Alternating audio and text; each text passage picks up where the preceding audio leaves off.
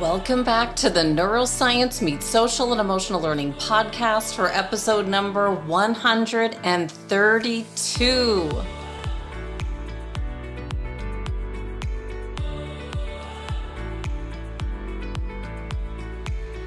With Barbara Arrowsmith Young, an incredible woman from my hometown, Toronto, Canada, who's otherwise known as the woman who changed her brain. Welcome back. I'm Andrea Samadi, a former educator who's been fascinated with understanding the science behind high-performance strategies in schools, sports, and the workplace for the past 20 years. If you've been listening to our podcast, you'll know that we've uncovered that if we want to improve our social and emotional skills and experience success in our work and personal lives, it all begins with an understanding of our brain. I first learned about Barbara Arrowsmith Young when researching for Brain Fact Friday, episode number 129, as she was a case study in Dr. Norman Doidge's book, The Brain That Changes Itself. Dr. Doidge is a Canadian scientist, medical doctor, and psychiatrist who was one of the researchers who put neuroplasticity on the map, and he dedicated a whole chapter in his book to Barbara's story called Building Herself a Better Brain, which is exactly what she did. I've heard Dr. Daniel Amen say over and over again that you're not stuck with the brain that you have. You can be empowered to change it for the better. And Barbara Arrowsmith Young did just that and so much more. Her story just blew me away, literally. It was the first time I actually teared up while researching someone, as her story of struggle as a young girl hit a chord with me. The whole reason I do the work I'm doing now is to help educators or those in the workplace to use the understanding of their brain to improve productivity, whether in the classroom or the workplace. And when someone is struggling in this area, like many people who've dedicated their life to the field of teaching and learning, most would want to know, why is this person struggling? And what can we do to help them past this? You can watch Barbara Arrowsmith Young's TEDx talk or read her story in Dr. Doidge's book to dive deeper into her story and learn more, that began when she was told she had a mental defect with her brain when she was young, and that she would never learn like other children and would just have to learn to live with these limitations. For those of us who have children who need a little bit of extra help, or have worked with children with learning disabilities, we know that many times, even though other areas of the brain are highly functioning and can even appear to make up for those areas where the brain is not as strong, not addressing the areas of weakness, fixing or correcting them, can cause years of frustration for the child, and it will eventually show up when the brain becomes tired of working hard to compensate for those weaker areas. This even showed up in my results with my brain scan at Amen Clinics with the X test, or the Conners Continuous Performance Test Score. It was where we had to hit a key on the keyboard of a computer every time an X appeared and not hit it when we didn't see the X. Dr. Creato, who did my test evaluation, mentioned that he's noticed that people who have weaker executive functions in their brain can develop life hacks to help them to focus and concentrate when they need to. But the problem is that with time and with not working on brain health or function, it will just become more difficult to keep up with these life hacks. Eventually, the brain will not be able to keep up with the hack, which is why it's so important to look and see what's happening in your brain, and you won't know any of this without looking. Just a little bit about Barbara before we meet her. We know she's the founder of the Arrowsmith program. There's also an assessment process and a suite of cognitive exercises designed to stimulate and strengthen weak areas of cognitive functioning that underlie a range of learning difficulties. And she's been delivering her programs for 40 plus years throughout the world. Her work that began in 1978 has been recognized as one of the first examples of the practical application of neuroplasticity, which simply put is the ability of the brain to change and rewire itself over one's lifetime. As the director of Arrowsmith School and Arrowsmith Program, she continues to develop and refine programs for students with learning difficulties. Her vision is that all students struggling with learning will have the opportunity to benefit from cognitive programs utilizing the principles of neuroplasticity, programs that change the brain's capacity to learn and open up these learners to a world of possibilities. Sadly, Barbara grew up at the time when most medical experts believed our brains were fixed. So she had to defy the odds and find solutions to overcome her learning challenges on her own. Let's meet this extraordinary woman from my hometown, Barbara Arrowsmith Young. Welcome, Barbara. I am so grateful to have found you. And it started when I read Dr. Doidge's book, The Brain That Changes Itself, when chapter 2 of that book was dedicated to your story. So I saw Toronto, where I grew up and went to school, and then Peterborough, where you were raised, and I still send some Christmas cards out that way. And now I wanted to know your story. And then it got deeper. I saw that you also attended OISE's Faculty of Ed, where I did my teacher training. And then I had an interest in students with learning disabilities. And then your story just brought tears to my eyes. I'm sitting here researching for my next podcast thinking, who is Barbara Arrowsmith Young? I need to meet her. And so it just all started to unravel here. So thanks so much for being here today to speak with me. It's my absolute pleasure, Andrea. Thank you for inviting me. Absolutely. Well, let's get straight into the questions. Barbara, can you share what you were told about your brain and learning when you were in first grade, about the mental block and the challenges that you had growing up at a time when doctors believed that our brains were fixed?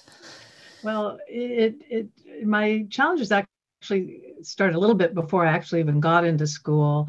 I was incredibly clumsy and awkward because there was part of my brain I later learned that didn't kind of register where my body was in space. So there were some indications there, not around academics, but that maybe something was a little off. But it certainly became crystallized when I started school and in grade 1, where there are expectations that people are going to learn how to read and to write and do arithmetic, all areas that were challenging. So my first intimation that something was off was seeing all the students around me being able to learn how to read, learn how to write, and learn how to do basic addition and subtraction.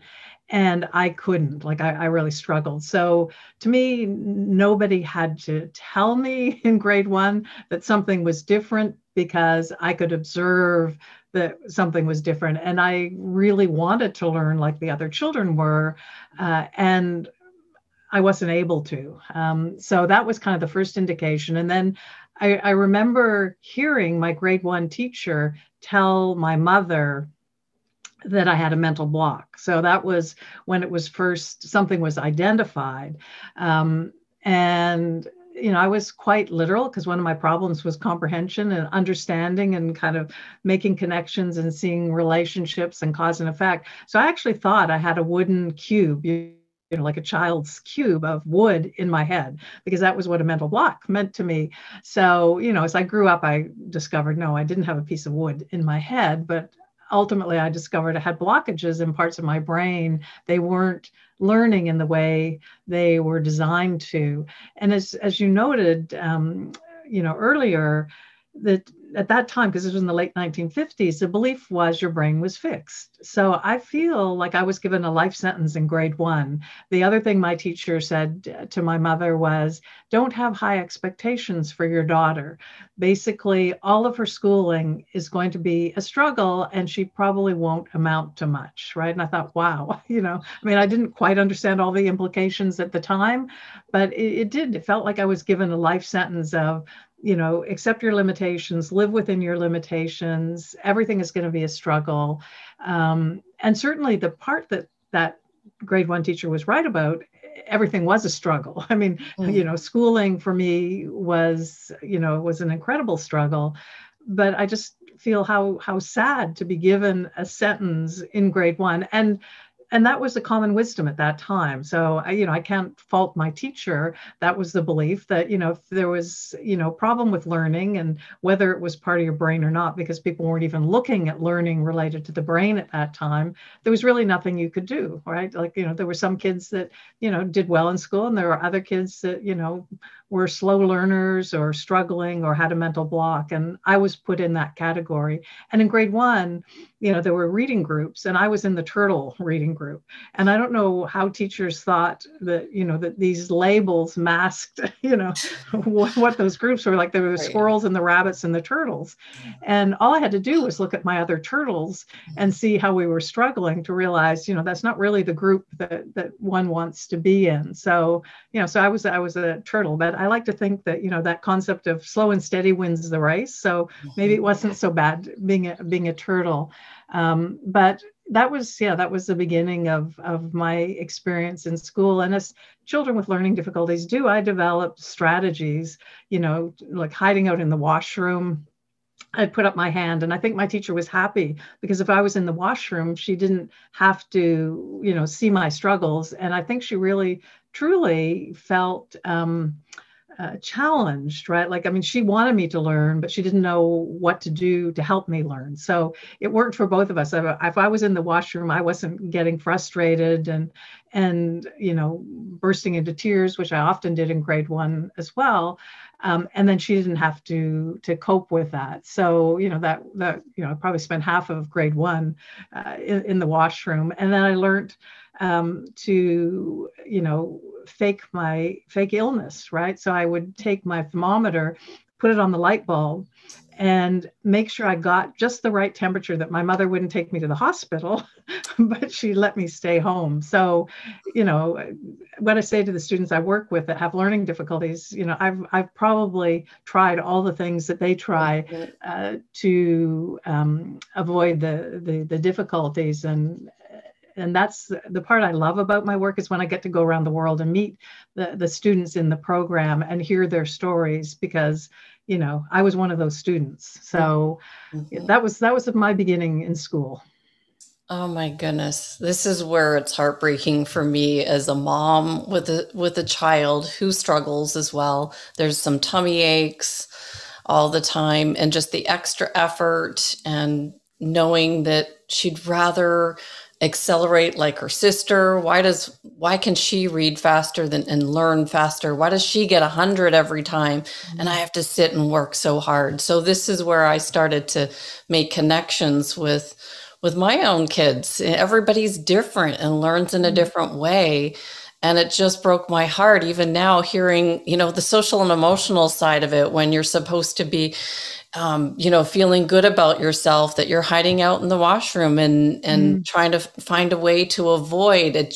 This is the heartbreaking side, but this, I guess, is what built the backbone for what you've created. When I look behind you, Arrowsmith School, 40-year anniversary.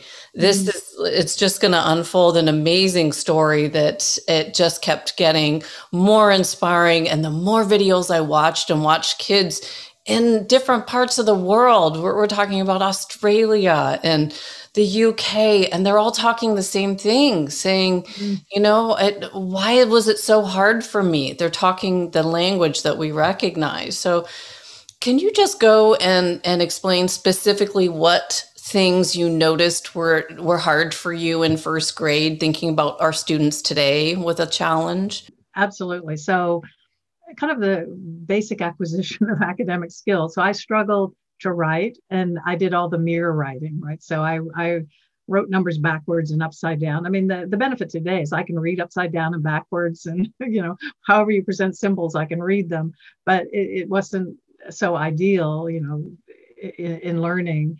So I wrote backwards. And then when I would add two numbers, so if you gave me 12 and 14, I might add the 4 and then the 1 and then the 1 and then the 2. Like, there wasn't a lot of meaning in my world, a lot of understanding, really comprehension.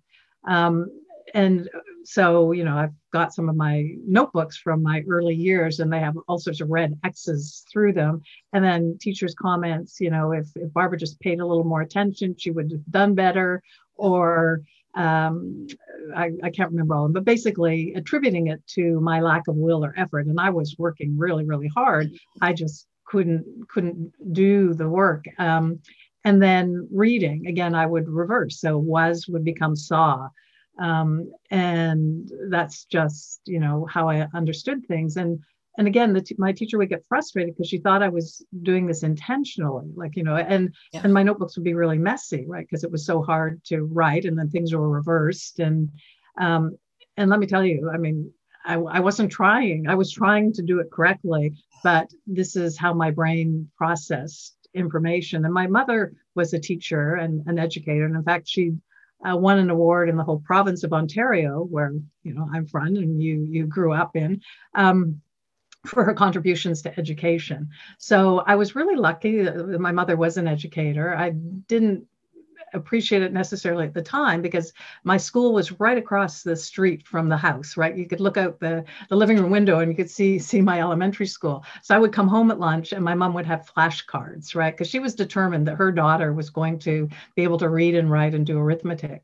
So there were flashcards at lunchtime. I'd come home after school, there were flashcards. So I sort of joked that I became a workaholic in grade 1. And you alluded to like the heroic effort that it takes, the things that students without learning difficulties can do naturally. A student with a learning difficulty has to put in 50, sometimes 100 times more effort to do that kind of learning. So with my mother's determination and dedication, I did eventually learn how to read, and I learned how to write correctly and, the correct direction and orientation.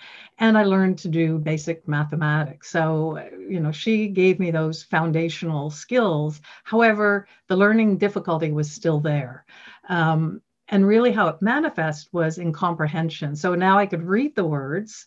I could learn the basic procedures in mathematics, but I had no idea of the why behind things, right? So for me, if somebody said, it's raining outside, I could understand that because I could conjure up a visual image, like it was very concrete. But as soon as something became abstract or relational, like, that my mother's sister is also my aunt, I thought, like, how can somebody have two relationships? It makes no sense to me. So I was incredibly concrete and literal, in my understanding of the world. And I didn't understand why things happened. Like I like cause and effect, like there was no cause and effect because for me, there were no relationships in my world. I didn't see how things connected. And I used to think that there was someone pulling strings somewhere and everything was random. So imagine living in a world where you feel like the ground is constantly shifting under your feet and there's never any certainty. And that was my experience. I didn't understand what people meant when they spoke to me. I learned early to smile a lot because I discovered if you smiled, people thought you understood and they kind of leave you alone, or hide out at the back of the classroom. So again, I developed all these strategies, but I was really frightened. I was frightened if somebody asked me a question, like I'd have to kind of stop. It's almost like it was listening to a foreign language. I mean, the words were English. I knew what the words were, but to attach meaning to them, I struggled. So it was like my translator was broken. So I would just hope people wouldn't kind of, dig in or further explore that question because I wouldn't know exactly what they were asking. And I did have a really good memory. So I had a good auditory memory and a good visual photographic memory. And as students with learning difficulties do, we use our strengths to compensate for our difficulties. So let's say, you had asked me a question and I'd smiled and I'd walked away. I would have memorized that question. And for the next hour, I would have played it over and over and over again, trying to figure out what did Andrea really mean by that? Like, what was she asking me? And sometimes I couldn't figure it out, but even if I could figure it out, you hadn't waited an hour for me to figure it out to, hear my answer. And then even if you had, and then you asked me another question, I'd have to play it over again for the next hour. So incredibly socially isolating. I had this image growing up that, there was a banquet going on, and I was on the other side of a plate glass window and the banquet was on the other side. And there were all these people I could look at and they were smiling and talking and having a wonderful time. And I had my face pressed up against the window, wanting to be part of that, but I couldn't because I couldn't understand what was happening. And so not only did I struggle academically, but I struggled in social relations. And then that piece that I talked about that showed up before school, my lack of coordination, which was another area of difficulty. I was terrible at sports. Like nobody wanted me on the sports team because if a ball was coming at me, I had no idea where I was in relationship to that ball. And often it would end up connecting with some part of my anatomy very painfully. So I'd want to run in the other direction. So I understood why nobody wanted me on their sports team. So I felt really very unhappy and very isolated, and I learned to use my memory. That's mainly, I would memorize my notebooks. I would start at page 1 and I had this whole process that I would go through and memorize every single page and put page 1 with page 2 with page 3. And then when I went in to write an exam, I would look at the question, close my eyes, flip through my notebook and try to find a match between the question and what I saw in my notebook. And sometimes I made a great match and I got 100%. And sometimes I made a terrible match and I got like 0. And my teachers would think, oh, she didn't work for that 0. Well, I worked equally hard to get that 0 as I did to get the 100. I just made a poor match because I didn't understand the question. So, I talk about living in a fog. That was my experience. I felt like, I was just in this fog of confusion and, struggling with comprehension, wanting to relate, not being able to relate. And that was my world. Oh, Barbara, it's heartbreaking. It's frustrating. And then I understand from a mom's point of view, trying to teach you with the flashcards, because that's no different from what I've been doing with my youngest all through school, trying to support her, knowing like why can the other daughter get everything easily? Just need to work a bit harder. And then we just figured out working harder is not it. We don't need to sit and read more and ask her more questions. We just hit a wall. And so everything you're saying for someone who has something that they need help with in the brain, I still am not sure what it is with my youngest. We're still going through testing and we're isolating different parts. We think it's to do with reading. We've figured that part out, but everything you're talking about, the frustration that the child feels, having to work harder, not belonging, and then can you just share, like, I know we're going to get to the solutions because that's where I'm so interested to even dive a little bit deeper and see, what else I could be doing over here.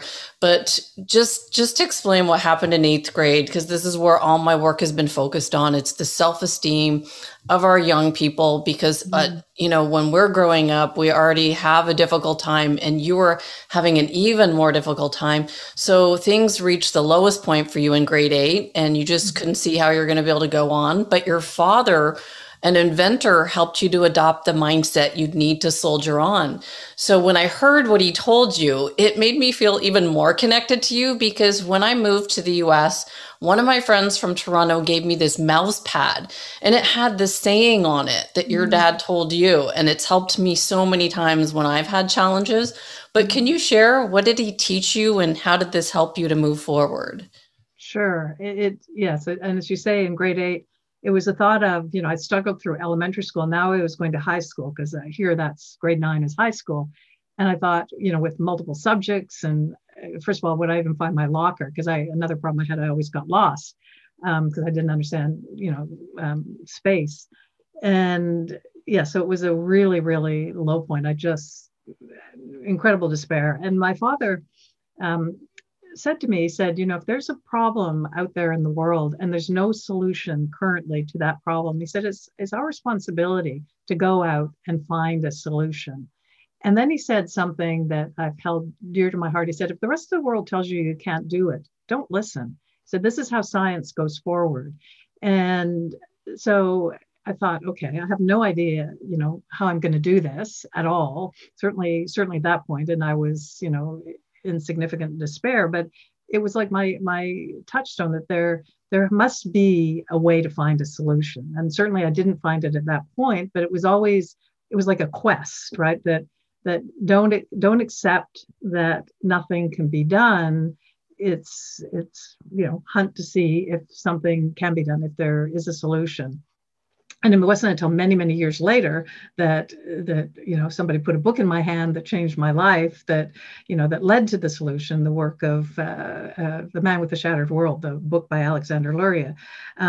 But it was that possibility, kind of like that growth mindset that Carol Dweck talks about, like that possibility that this doesn't have to be fixed. You don't have to live within these limiting beliefs. That, it gave me a glimmer of hope. And schooling continued to be a struggle, but there was that hope that maybe there was a possibility that I could find something that could help alleviate my challenges and my struggles. So I'm really, really grateful to both of my parents, my mother from the education part, and my father, from that creative science piece. And the other thing that he really distilled in me, he was a design engineer and had all sorts of patents, like he conditioned electricity, whatever that means. But apparently anytime you're in a train and it accelerates or decelerates, that's some of his work. But he would come home with these blueprints, right? And he'd lay them out on the living room floor.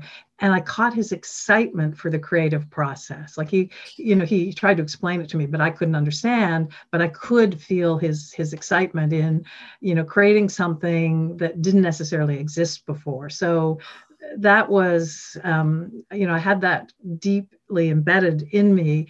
And that certainly was, gave me a lot of hope for the future. Oh, that's where it caught my attention here. And it kind of blew my mind when I saw your dad as the inventor, because you needed really to be at a place where you're inventing something new for yourself. And so it just blew me away. And then how did you get this book of Alexander Luria and the psychologist Mark Rosenzweig? Like back then, how did you find out about all this without, going to Google and looking on the internet? They're sort of the dark ages, right? There was no Google, no internet. It was like this is emblazoned in my memory. It was August of 1977. And at the time I didn't know, but that's when Luria died, right? That somebody handed me his book. And I was in graduate school studying school psychology, because if I look at, I went into my undergraduate was child studies, and then my graduate degree was school psychology. I was trying to understand what was wrong with me, right? Because in child studies, it's, part of it understanding how children learn. And then school psychology, part of that is you're identifying learning difficulties. And just a little aside, I went to all my professors when I was at school psychology at OISE at University of Toronto and said, after I read Luria's work, I said, now I understand what my problem is. Like, it's part of my brain that's not working. And I have a learning difficulty. And I remember to this day, my professor saying, well, you couldn't be in graduate school and have a learning difficulty, because at that time, there wasn't the concept that you'd be gifted and have a learning difficulty. Like it just didn't exist. So, I couldn't have a learning difficulty. And then the next thing they said, and even if you did, it has nothing to do with your brain. So this work doesn't apply. And I thought, well, that's really interesting, right? But then I remembered what my father said, if people say you can't do this, don't listen, go out and try. And this is how science goes forward. So, so it was a fellow student that, not sure exactly why, but he was just, he was aware of Alexander Luria's book, and I was, describing some of the challenges that I had. And he said, I think you might be interested in this book. And I dedicate my book, The Woman Who Changed Her Brain, to Luria, because I feel like I owe a life debt to him. If that person hadn't handed me that book, I don't know if I'd still be here today, because I, again, was in a really dark period. So, finding graduate school so difficult. I was working 20 hours a day just to tread water in school, sleeping 4 hours a night. I compromised my immune system. I got very physically ill. And this book gave me a window into my difficulties, because if you're going to solve a problem, you have to understand the nature, right? And I knew I had a problem, but I didn't know what was the source of the problem. Now, on reading this book, which told the story of a Russian soldier that had a head wound during World War II, and this man was keeping a journal. So he was describing his struggles, and then Lurie was explaining what was going on in the man's brain. And I knew I didn't have, a piece of shrapnel in my brain, but everything this man couldn't do after his wound, I hadn't been able to do since birth. So for me, that identified it's my brain. It's parts of my brain that aren't working. And Lurie helped me understand that, as did this Russian soldier. And then the next piece was Mark Rosenzweig's work that, so when I got curious about this, I thought, okay, is there something that can help me understand what I can do about this? And Rosenzweig was working with rats and exploring this concept of neuroplasticity, which this was 1977. This was the pre-neuroplastic paradigm. There still was not a belief that neuroplasticity was part of our human experience. There certainly wasn't widely believed. And I thought, if rats have neuroplasticity, which Rosenzweig proved, you give them lots of stimulation, they become better at learning mazes. And when you look at their brains have changed physiologically, right? They've got more dendrites, so more synaptic connections, more neurotransmitters. So if rats can do that, surely humans can do that. And again, all my professors, said to me at that time, well, no, there isn't human neuroplasticity. But again, I thought about my father, and I have to try something. So to me, those two pieces coming together at the same time, first identifying this is my problem, and then identifying that there's neuroplasticity. So our brains aren't fixed. And I figured, I'm going to try an experiment. I'm going to be one of those little rats, so I was my first experimental subject, and I had no idea if it would work, and here I was, I think 25 or 26 years old. I still couldn't tell time, because to tell time, to read an analog clock, you have to understand the relationship between the hour hand and minute hand. And my problem was so severe, I couldn't even grasp that relationship. So I thought, and Lurie talked about somebody with this difficulty can't tell time because they can't see those relationships. So I thought, what do I do? Like, I want to make my brain work, like kind of do weightlifting for the brain. And I thought, I'm going to invent an exercise with clocks, right? Not because I want to learn how to tell time, but to force my brain to process relationships. And I figured, can't tell time. So if this doesn't work, I've just lost time, and, so it's worth trying. And, the first several things I tried didn't work. I was wearing two watches on my wrist, an analog and a digital, and comparing them. But over time, and this experimental process, you try things, you have a hypothesis, doesn't work, then you refine it. I came up with what changed my brain, and proving that there was human neuroplasticity, because it was like, when I reached a certain level in the exercise, and I worked like hundreds and hundreds of hours on this, I realized there was human neuroplasticity, because I could do things that for 26 years with the best will in the world, I had never been able to do. I could listen to a conversation. I could understand what the person was saying. I could make a comment back. I could understand their comment back. I was part of human discourse for the first time in my life. It was profound. I understood why people did things. I understood, if somebody was conning me, or was it somebody that I could trust? Before, I couldn't understand that, because I didn't understand, the logical inconsistencies in what somebody was saying if they were a con artist. I could understand mathematics. I could read a page in a book, and I could understand it as I was reading it. Before, I might have to read that page 10 times to try to figure out what it was saying. It was profound. And when I saw that change, I thought, okay, I have that problem where I'm really clumsy. I have that problem where I get lost all the time. I went back into Lurie's writings. I bought every book that he has that's translated into English, because he was Russian. And if you look at my books, they're like highlighted in multiple colors with diagrams and pictures. And so I tried to figure out, okay, what's going on spatially, what's going on in terms of my kinesthetic perception. And I created exercises for those two areas. And now I can read maps. I don't get lost. I can do geometry. I can do geography. I go all around the world, and I can navigate. And with the kinesthetic piece, I can actually play sports, and I had never been able to play sports. I'll never be a gifted athlete, and I don't bump into walls or door frames. I'm not accident prone. So it was clear, like with different exercises, working different parts of my brain, I had demonstrated there was human neuroplasticity.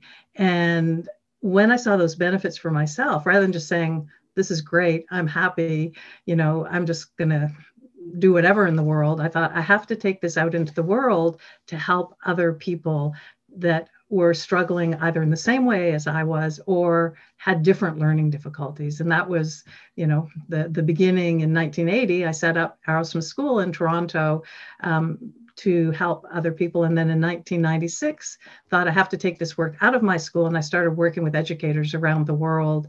And we're now in 12 countries in 90 educational organizations. And our goal is to make this work accessible around the world to, help students that are struggling and transform their future.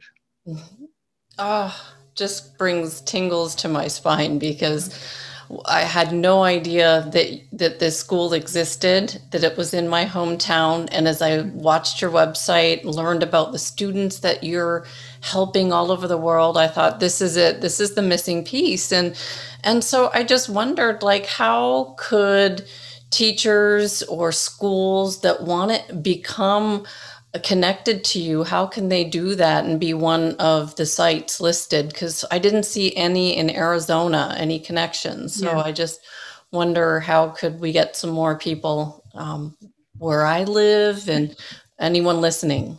Yeah. So the first step would be contact us. I think the email is info@arrowsmithprogram.ca, or just go on our website and find any email address and reach out and contact us, because that's what we want to do, is have conversations with educators around the world to see how we can get the program implemented in their school. So our model is to train teachers. Obviously, we have to have an agreement with the school that they want to implement this program. And once that's in place, then they will provide teachers that we train. And then the program is delivered right within the school. And we have several models. So we have what we call a cognitive classroom. The teacher is trained. There's a classroom within the school, and the students filter in and out of that classroom over the course of the day. So there could be students in grade 1 and grade 7 and grade 6, all in that classroom at the same time. And each one is working on their own individualized program. And the goal of the program is not compensation. It's not workarounds. It's not teaching skills. It's not teaching content. It's changing the student's brain so they can learn the content or the skills or the curriculum. And so the students, the idea is they might come in for 1 or 2 or 3 periods over the course of the day. And each one they'll be working on a cognitive program that's specific to their needs. And we do an assessment that looks at that. And then they're back in their regular classroom for the rest of the day. And over, it might take 2 years, 3 years, 4 years, depending on their cognitive profile. And by the end of the program, those cognitive functions are in place, they're solid, and the student doesn't need any further support for the rest of their educational career, because now their brain is capable of doing all the things that are required by the learning process. And then another model that we have that we just started a few years ago, I call it the whole cohort. So the idea is, in grade 1, all the students in a grade 1 class are working 30 to 40 minutes a day on one cognitive exercise. We've done this in Australia, in New Zealand, in Canada, in the United States, in Madrid, in Spain. And I have a whole plan. So in grade 1, we would work on motor planning. So every child benefits, not just children with learning difficulties. And then in grade 2, we work on the visual memory, because that's critical for reading, spelling. Grade 3, we do quantification sense, which is critical for numeracy. Grade 4, we do the reasoning. So I have a whole plan. Like in each grade, we work on a different cognitive function, because I figure we go to school to learn. We learn with our brains. Why not put the brain into the education equation, right? That we go to school not only to learn curriculum, but to work our brains to make it stronger, to be able to not just learn curriculum, but all of learning. So I welcome any educator out there, anywhere in the world, to reach out, email us, start a conversation, and see, how we can work together. And I would say to parents, if there are any parents listening, I'd say a lot of the schools that have taken on this program around the world, it's been parent advocates. A parent goes and knocks on the principal's door at that school and says, I've heard about this program. Here's the research. And we have lots of research, both looking at what's happening in the brain, looking at what's happening on cognitive outcomes, academic, social, emotional well-being, and say, hey, do you want to look at this program? So parents have power. Like, educators listen to parents. So as a parent, go out and use your voice and advocate, and we will support you. So if you're a parent that says, hey, I want to get this into my school system in Arizona, contact us, and we've got people that will work with you to make that happen. Wonderful. Well, we do have listeners. Our top countries are the United States, and then Australia is next, and then Canada and UK are very close. So I know that you've made an impact in all those places, but I'd like to help you spread the word so that more people find out about this, because this is definitely what I think is the missing link. It's been the missing link for me over here with my daughter, and I'm very interested to keep learning more about what you're doing in your assessments. And I also saw that there was an adult strand from watching one of the videos for understanding that, we've gone through our school and you've got an assessment that could pinpoint some challenges after school. Is that correct? It is absolutely correct. And we have a questionnaire on our website if people are interested. It's free. We've just done a lot of research and work on it and refined it. So if people go on our website and look at the cognitive questionnaire, I think there's maybe 150 questions, a fair number of questions, but you just go through that, answer those questions, and at the end of it, based on your responses, it will produce your cognitive profile. I mean, it's never quite as good as actually doing the assessment, but it'll give you an indication as to, what might be there that's, maybe causing some challenges in your career or in your work life. So, I've worked with students as young as 5 and as old as 85. I mean, to me, it's exciting. There's neuroplasticity across our lifespan.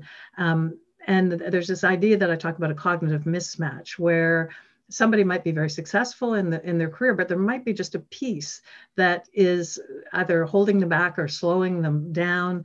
And that could be, just a slight weakness or incompatibility in one of these cognitive functions. I mean, I've never met anybody yet that has every single cognitive piece at the same level. And it just kind of really depends, is that piece that's a little weaker something that is having an impact or not? I mean, it might not, but if it is, we can actually strengthen that. And one of the benefits, that has come out of COVID for our organization is we had to pivot within 3 weeks because we had schools all around the world offering this program in person, and all of a sudden those schools shut their doors. So we took all of our work and created an online version. So now schools have the opportunity to reach students that aren't in their geographical location through the online program. So if people are interested, we opened a whole online school, Arrowsmith School Online.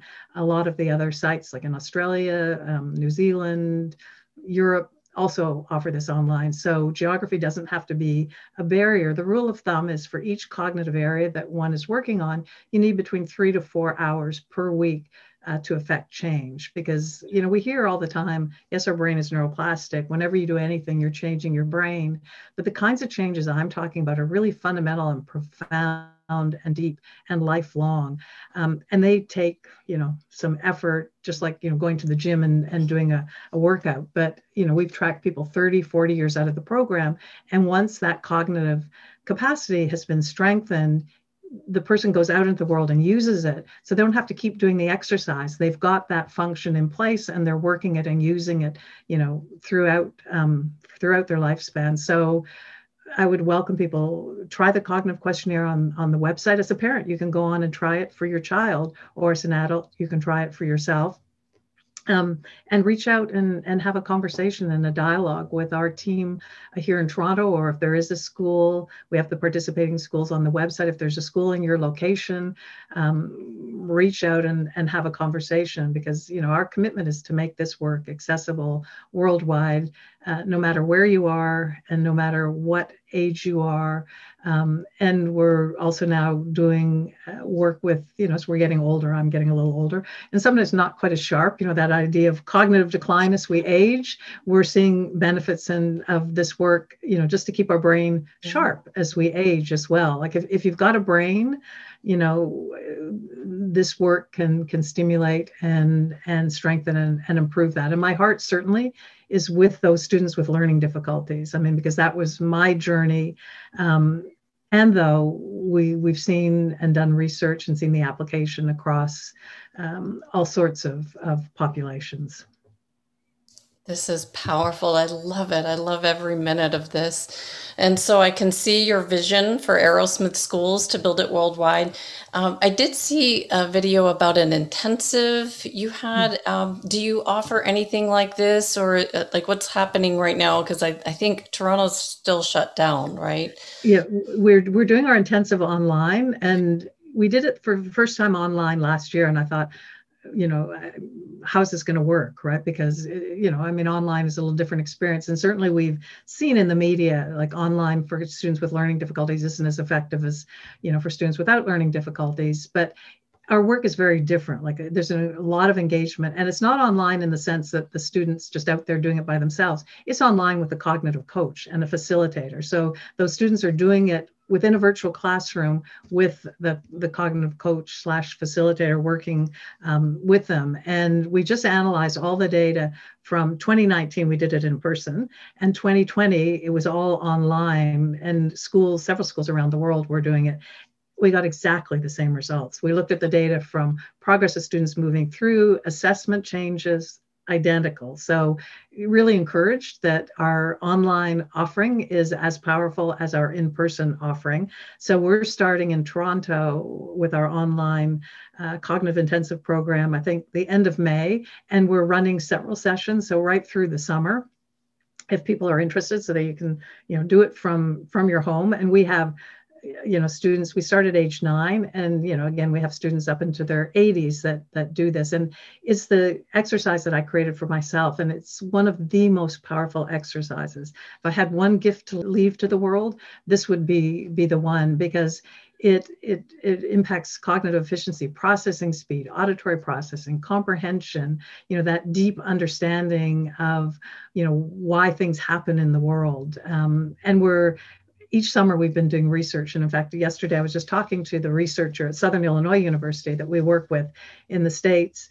And he's just analyzing several years when we didn't have COVID, we could do brain imaging on these students as well. I mean, we don't want to send students into hospitals, with COVID to have their brains imaged, but, to see the changes in really critical networks, like the salience network that says what's critical, what's essential, what should I attend to, the executive control network, all of these, like this thinking, planning, problem solving, working memory are changing, as individuals go through this exercise as part of the cognitive intensive program. And again, we just opened it up to schools all around the world that if they want to offer it. What we do is when we have sort of a new model that we're trialing, we like to kind of trial it in-house, as it were, and get all the data, and then we offer it out to the schools around the world. So this year, there'll be a number of educational organizations offering the cognitive intensive program. And it's, as I said, we called intense because I took the number of hours over a 10-month part-time program and I compressed them into 6 to 8 weeks. So some schools offered over 8 weeks, some over 6 weeks. But I would highly recommend that program. And as I said, we used to have people, when we had it in person, fly in from all around the world to come to Toronto to do that program. And as I said, there are other schools also that are offering that. But and there's a video, I think that might be what you're referencing, that in one of the first years that we offered it, all the parents coming from around the world talking about what they were seeing over that 6-week period. And it's really very profound. What I'm capturing here is that, I started the podcast definitely for education, for social emotional learning, to help educators to implement these skills in the classroom and And then it turned to, we added the neuroscience piece, and then we added the health and wellness. And then I actually went and got my brain scanned just to have a look and see what were my areas of weakness, because how do you know if you don't look at your brain? And you mentioned that the tests you developed for yourself help with processing speed. And I scored extremely low on my ability to press a key on a keyboard. And I don't know where that skill shows up in my life. I just know I scored really low on that. So I'm just curious, do you know where would I need processing skills? Where would that show up? Yeah, well, processing speed, it could be like decision speed. So that could be, again, what I'm talking about, like that what I call the symbol relations, not anywhere near the level that I have it, but it just might be, it's kind of making that fast connection between, I see this, I have to do this, right? Like, which is, because I think what you're talking about is something shows up in the screen and you have to do a response. So it would be whether the slightly slower speed is in the response time, or is it finding that key on the keyboard? If it's finding the key on the keyboard, it could be kinesthetic. It could be a spatial piece, right? That you're just not fast, or it could be motor planning. So that, to me, that's what we do in our assessment, is pull that all apart, right? And say, okay, for this individual, it's this, for this other individual, it's that. And we did a study with a professor here at the University of Toronto a number of years ago, and he looked at the learning profiles of 1,400 students that had gone through the Arrowsmith assessment. And I knew the profiles were unique, but he found 70% of the students had a profile that was shared with no other student. And to me, it points to the complexity of our brain. I am in awe of the human brain. I'm in love with the human brain. And it's never disappointed me, ever. There's always new things to learn, but the brain is incredibly complex. So then the learning process incredibly complex. And each one of us has our own unique profile. Research shows that actually, if you think about somebody and there are a lot of physical differences between you and that person, like eye color, height, shape of your ears. Well, there are actually more differences between your two brains than all of those physical characteristics. So it just points to the complexity of ourselves, and our brain shapes us. But to me, what's exciting with neuroplasticity, yes, our brain shapes us, it mediates our understanding of our world, but actually we can shape our brain. And the difference that makes. And you talked about social emotional well-being. In one of the studies we did, we looked at cortisol, because we know cortisol is a stress hormone, and not a great, it has benefit, as all hormones do, but if there's too much of it, it's not a great thing. One researcher said it's like an acid bath for the brain, which I've never been able to get that image out of my head. So it's important to reduce stress. But what we saw with this group of students going through my program is that their cortisol reduced over the course of the year, right? Because as their brain was strengthening, they had locus of control in their life. They felt they were an agent of change in their life. They could do things and feel successful and competent because their brain was now allowing them to do those things.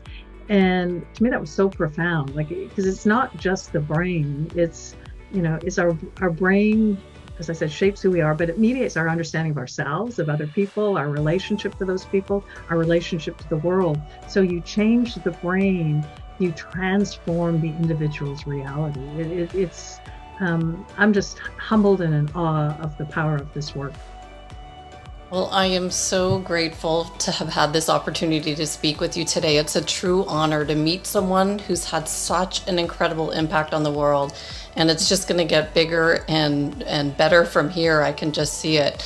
I'm going to continue to follow your work. So for anyone who wants to learn more, they can see your website, For anyone who wants to learn more, they can go to arrowsmithschool.org and see all that you're doing. You can see your videos. I'll put everything in the show notes. Is there any final thoughts to leave with?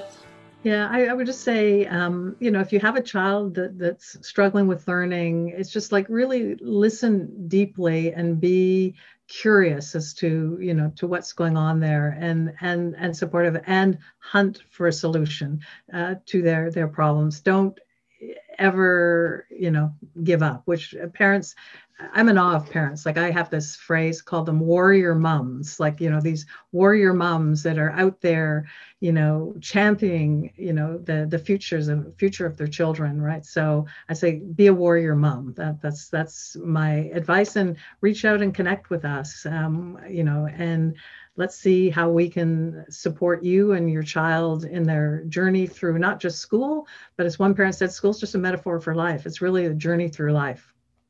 It's so true. Thank you so much, Barbara. My pleasure. Thank you, Andrea.